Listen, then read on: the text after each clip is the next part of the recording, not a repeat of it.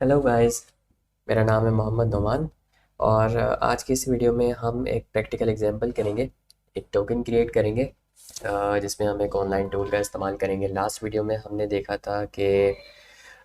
में हमने थोड़ा थ्योरेटिकल पार्ट देखा था, टोकन्स क्या होते हैं, और उसकी हमने थोड़ी बहुत डॉक्यूमेंटेशन वगैरह देखी थी। तो इस वीडियो में हम एक ऑनलाइन टूल का इस्तेमाल करेंगे और अपना एक टोकन क्रिएट करेंगे। ओके, तो स्टार्ट करते हैं। सबसे पहले हम आ जाते हैं गूगल के ऊपर।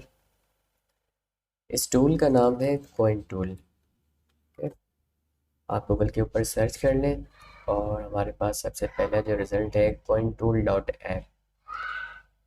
ओके, इसके ऊपर हम आ जाते हैं। तो ये एक ऑनलाइन टूल है जो कि बेसिकली बिहाइंड द सीन हमारे लिए एक स्मार्ट कॉन्ट्रैक्ट ही लिख रहा होता है। इसके ऊपर हम सबसे पहले तो अपना मेटामास्क कनेक्ट करेंगे। ठीक है, जैसे ही मैंने ओपन किया तो मेरे पास ये मेटामास्क का नोटिफिकेशन आ गया। अच्छा, अगर लॉगिन नहीं होगा तो ये आपसे पासवर्ड मांगेगा, आप अपना पासवर्ड इंटर कर लें। देन यहाँ पर मेटामास्क के ऊपर ये मेरा वॉलेट कनेक्ट हो गया। देन आप यहाँ पर अपना नेटवर्क कनेक्ट कर लें। ठीक है, एग्जांपल के लिए हमने फ़िलहाल टेस्ट नेट सेलेक्ट किया हुआ है, इथेरियम कर्ली। जब हम मेन नेट के ऊपर कोई क्रिएट कर रहे होंगे तो फिर हम ये नेटवर्क सेलेक्ट करेंगे। फिलहाल के लिए ये वाला इथेरियम कर्ली नेटवर्क।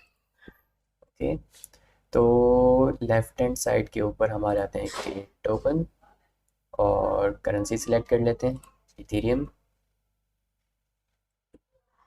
इसके ऊपर जैसे ही हम आएंगे तो हमारे पास वो सारी प्रॉपर्टीज़ हैं जो लास्ट टाइम हमने डॉक्यूमेंटेशन के अंदर देखी थी, यानी token name, symbol, initial supply, decimals. इन सबको हम एक एक करके देखते हैं। सबसे पहले तो आप टोकन का नाम प्रोवाइड कर दें। टोकन नेम कुछ भी रख लेते हैं, जेड टोकन एग्जाम्पल के लिए। ठीक है, और इसका हम सिंबल रख लेते हैं जेड टी। हमने इसका सिंबल ले दिया, जैसे इथेरियम का सिंबल होता है ईटीएच, बिटकॉइन का होता है, बिल्कुल वैसे ही आप यहाँ पर अपना सिंबल डिफाइन कर सकते हैं। उसके बाद हमारे पास आ जाता है इनिशियल सप्लाई। इनिशियल सप्लाई का मतलब ये है कि यानी जिस टाइम आप अपना टोकन क्रिएट करेंगे तो नेटवर्क के ऊपर इनिशियल नंबर ऑफ टोकन्स क्या होंगे, टोटल टोकन्स। इसको हम ज़्यादा भी कर सकते हैं, कम भी कर सकते हैं। फिलहाल एग्जांपल के लिए हम 1 मिलियन कर लेते हैं। उसके बाद हमारे पास है डेसिमल्स। डेसिमल्स का मतलब ये है कि आपका जो टोकन है उसका स्मॉलेस्ट यूनिट क्या होगा, यानी वो कितना डिविजिबल है। अगर लेट सपोज मेरे पास एक टोकन है तो मैं चाहता हूँ कि मुझे किसी को ट्रांसफ़र करना है, तो मैं एक पूरा टोकन ट्रांसफ़र ना करूँ, मैं हाफ या उससे भी कम ट्रांसफ़र करूँ, तो यानी ये उसकी डिविजिबिलिटी है। तो अगर मैं यहाँ पर 1 सेलेक्ट करता हूँ उसका मतलब है 10 की पावर 1। दैट मीन्स कि आपका एक टोकन 10 हिस्सों में डिवाइड हो सकता है। तो जो सबसे स्मॉलेस्ट यूनिट होगा 0.1, आप किसी को सेंड या रिसीव कर सके होंगे 0.1। अगर मैं इसको 2 कर देता हूँ दैट मीन्स 10 की पावर 2 यानी 100। इसका मतलब ये होगा जैसे $1 होता है 100 सेंट्स में डिवाइड हो जाता है, बिल्कुल वैसे ही आप 0.01 सेंड कर सकते हैं, अपना टोकन किसी को रिसीव कर सकते हैं। 1 रुपी जैसे डिवाइड हो जाता है 100 पैसाज में, बिल्कुल वैसे ही ऐसे। तो इथीरियम जो है वो बाय डिफ़ॉल्ट 10 की पावर 18 में डिवाइड होता है। ये हमारे पास एक बेनिफिट होता है, जो हमारी पेपर करेंसी है वो इतनी ज़्यादा डिविजिबल नहीं है, लेकिन जो ब्लॉकचेन के ऊपर कॉइन्स होते हैं या जो टोकन्स होते हैं वो काफ़ी ज़्यादा डिविजिबल होते हैं। इसके बाद हम कुछ और प्रॉपर्टीज़ भी देखते हैं नीचे। सबसे पहले हमारे पास आ जाती है कैन बर्न। कैन बर्न से मुराद ये है कि ये जब इसका स्मार्ट कॉन्ट्रैक्ट लिखेगा ये ऑनलाइन टूल, तो पीछे जो है वो एक मेथड लिखेगा बर्न का, जिसको हम बाद में कॉल कर सकेंगे और अपने जो हमारे मेथड इसके जो टोकन्स हैं इनको हम इनकी टोटल सप्लाई कम कर सकते हैं हमारे नेटवर्क के ऊपर। यानी कि अगर 1 बिलियन है और हम चाहते हैं कि बाद में इनको हम रिड्यूस कर दें तो हम इनको रिड्यूस कर सकते हैं, डिस्ट्रॉय कर सकते हैं कुछ टोकन्स को। उसके बाद हमारे पास आ जाता है कैनमेंट। कैनमेंट जो है वो बर्न का ऑपोजिट है। यानी आप अगर लेट सपोज ये एक मेथड लिख देगा आपके स्मार्ट कॉन्ट्रैक्ट के अंदर, जिसको इस्तेमाल करते हुए लेटर ऑन आप अपने और टोकन्स क्रिएट कर सकेंगे और उनको नेटवर्क के ऊपर डाल सकते हैं। कैन पॉज से मुराद ये है कि आपके जितने भी जो ट्रांजैक्शंस हो रही हैं आपकी टोकन की, वो कुछ वक्त के लिए आप उनको स्टॉप कर सकते हैं। जिसके पास जो टोकन्स हैं वो उसी के पास रहेंगे, वो ना ट्रांसफ़र कर सकेगा ना किसी को भेज सकेगा। तो उसके बाद आ जाता है हमारे पास ब्लैक लिस्ट। ब्लैक लिस्ट का मतलब ये है कि आप कुछ वॉलेट्स को, यानी जो एड्रेसेस हैं उनको आप ब्लैक लिस्ट कर सकते हैं। ठीक है। देन हमारे पास है डिफ्लेशन। अगेन ये जितनी भी प्रॉपर्टीज़ हम देख रहे हैं ये बेसिकली मेथड्स हैं जो ये टूल हमारे लिए जो क्रिएट कर रहा है। ये ERC-20 के स्टैंडर्ड्स को इस्तेमाल करते हुए हमारे पीछे इसके behind the scene smart contract लिख रहा है। तो ये सारे मेथड्स हैं, अगर हम इनके ऊपर टिक करेंगे तो वो मेथड की अवेलेबिलिटी हो जाएगी हमारे लिए, हम उनको बाद में कॉल कर सकेंगे। और इसी तरीके से हमारे पास डिफ्लेशन आ जाता है।